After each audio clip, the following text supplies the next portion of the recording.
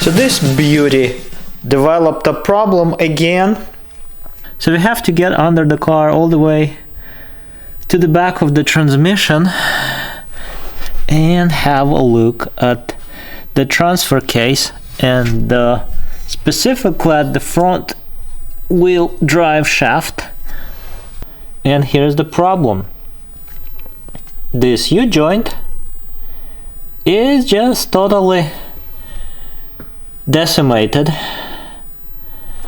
So this car just chewed up through the U-joint, and I think at this point the car is undrivable, I guess. This kind of a condition of this U-joint is just, it wouldn't be safe to drive the car with that kind of a condition of the drive shaft. So here's, I think that's the other side of it, and right there, that's just, it's all in pieces basically. There's the new repair job that I'm up to. So we identified the problem. Now we have to find the solution, and the solution is probably to replace the drive shaft. And that's why I really don't like four-wheel drive BMWs or any other cars that have too many wheels trying to drive the car. So today we are removing the front wheel drive shaft on this BMW, which is a four-wheel drive 325 XI IX. I don't remember which way it is. So in order to remove the drive shaft,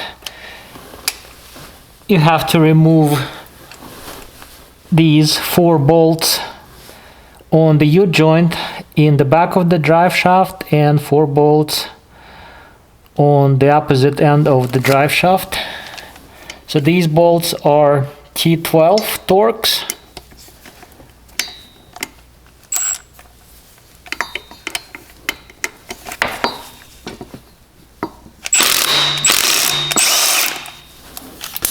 So that's one bolt.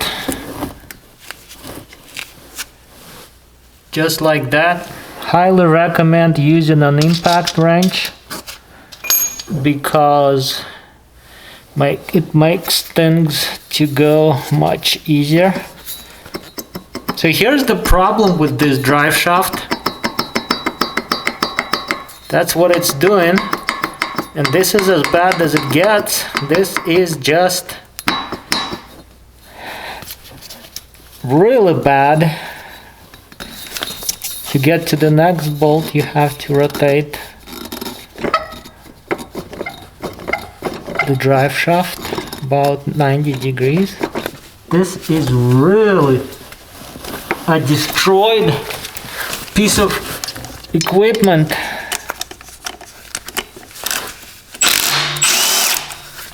Here's another bolt. One.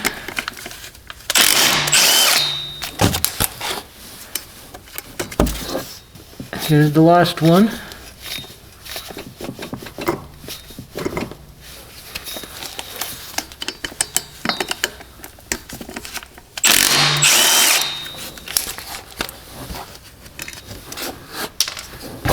This is it.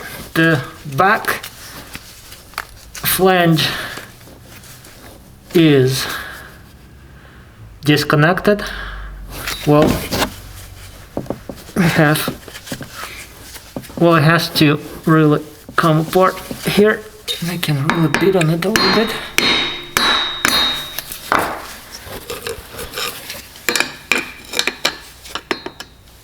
Come on.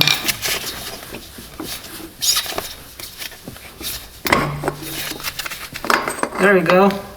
So this is the way your drive shaft shouldn't be. If it comes to this, you kind of have to really think about what you're going to do next. So now it's time to move to the front end of this drive shaft and disconnect the flange on the front end.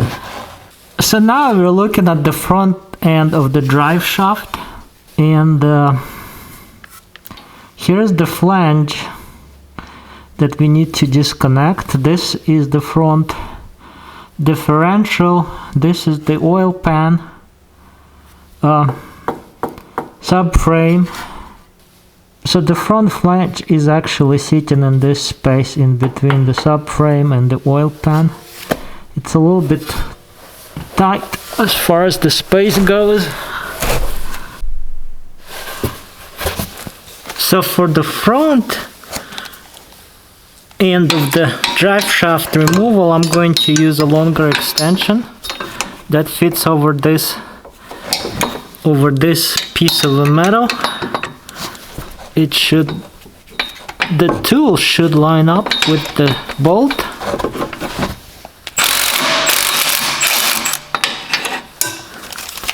And there is one bolt. Rotate this thing 90 degrees, line up with the next bolt.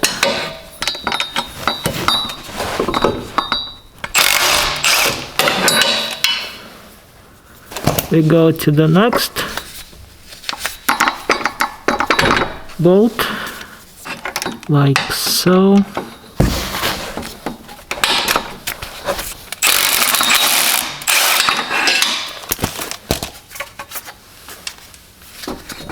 And the last bolt is right here.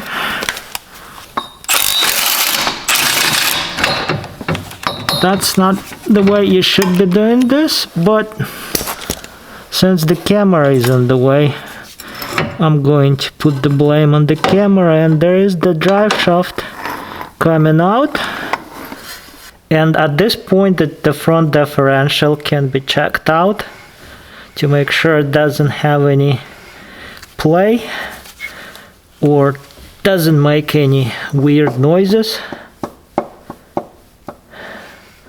So there is no oil coming out where it shouldn't be coming out. And here we have the front wheel drive shaft out of the car. And here's all the tools that you are going to need to remove it. So this U-joint is totally destroyed. I haven't seen anything like this in like 25 years. To install your new or a replacement drive shaft, you just have to reverse the sequence and I guess torque all of the bolts to proper torque spec, and that's pretty much it for the job. Well, that should be it.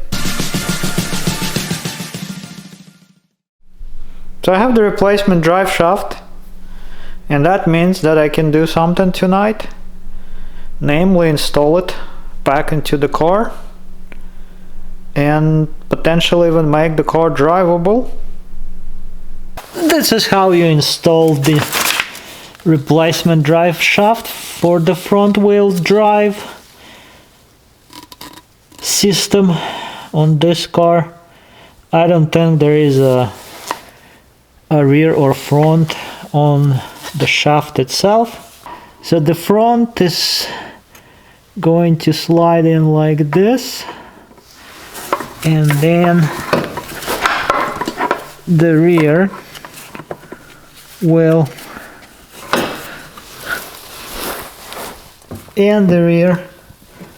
goes in like so, and that's